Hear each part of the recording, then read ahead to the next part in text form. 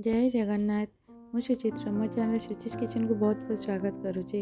आज मु एक कलरार रेसिपी नहीं कि आसी। कलरा तरकारी पूरा पनीर तरकारी भाई लगे। आपण मैंने तरकारी खाई पनीर तरकारी खाइबा भूली जाए। निहाती आपण मैंने रेसिपी लास्ट पर्यंत देखंतु।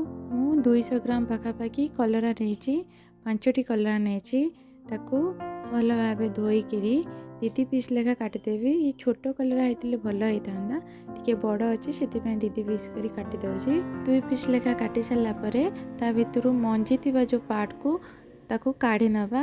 जदि कसी भली मंजी थी ताकू आमे आगु को यूज करवा ताकू फोपाड़ानी। जदि मंजी टिके बुढ़ा हो जाए फोपाड़ी दवा। देखंतु दीदी पीस लेखा काटिकी मुता भीतर सब मंजी जीतिक ताकू काढ़ी देछि। कलरारू बाहरी थिबा बुढ़ा मंजी मुझे फोपाड़ी देछि। ये कसियालिया मंजी थिला जो कसियालिया ता भीतर जो थिला ताकू भल भाबे काटिकी रखिदबा। आगो को आमे ताकू मसला रे व्यवहार करिबा।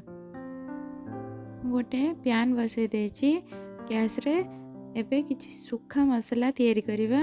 एति पय गोटे चम्मच धनिया, गोटे चम्मच जीरा, गोटे चम्मच राशि देकी भल भाबे ताकू भाजी नवा। ड्राई रोस्ट करिबा, अधिक भाजीबानी पोड़ीबानी। ये मसला टिके भाजी हो गला परे मु गोटे मुठा बादाम ऑलरेडी भाजी की रखिली। गोटे मुठा बादाम जस्ट गरम करनवा। तापरे मु एतरे 4-5टी काजू देछि ताकू जस्ट गरम करनवा।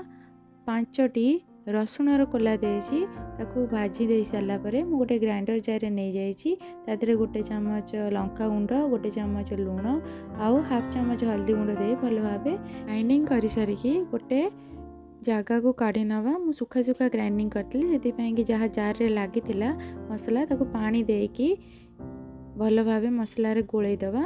वर्तमान गोटे प्यान बसई देछि। प्यान रे तेल पकई देछि। तेल गरम हो सारा परे काटिकी रखिथिबा कलरा को पकई भल भाबे भाजी नवा। हाई फ्लेम रे भाजीबा। कलरार कंचा स्मेल जीवा पर्यंत भाजीबा। भाजी सारिकी गोटे प्लेट को काढ़ी नवा। प्यान रु कलरा काढ़ी सारा पर जो तेल थिला से तेल रे मु गोटे चम्मच जीरा, गोटे चम्मच सोरिष, गोटे शुक्ला लंका को खंड करी पकई देली। तापरे काटिकी रखिथिबा पियाज को पकई भल भाबे भाजी नवा। आपण मानकु मो वीडियो रेसिपी जदि भल लागुची निहाती लाइक शेयर सब्सक्राइब करंतु। प्रथम थर पे देखुतले निहाती सब्सक्राइब करंतु।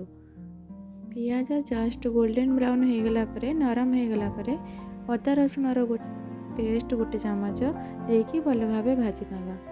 अदा रसुणर पेस्ट पकई सारा परे कंचा स्मेल जीवा पर्यंत भल भाबे भाजी नवा। तापरे काटिकी रखिथिबा कलरार जो कसियालिया मंजी ताकू पकईकी भल भाबे भाजी नवा। कलरार जो कसियालिया जो मंजी थाए ताकू पकई भाजिले कलरार टेस्ट बहुत बढ़िया आसो। आपण मैंने थरे ये टाइप ट्राए करंतु। टमाटर को छोट छोट कि काटिकी रखिली। छोट छोट टमाटर कटा को पकई सारिकी लूण पकईकी सांगे सांगे भल भाबे ताकू कषि नवा।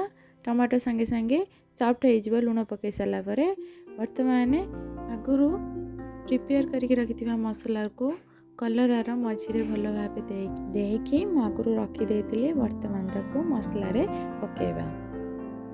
देखंतु एबे टमाटो बहुत सॉफ्ट हो गलानी। मसला ऑलरेडी हो गलानी। जहाँ बंची थिला मसला ताकू पकेकी भल भाबे मसला रे गोळई दवा।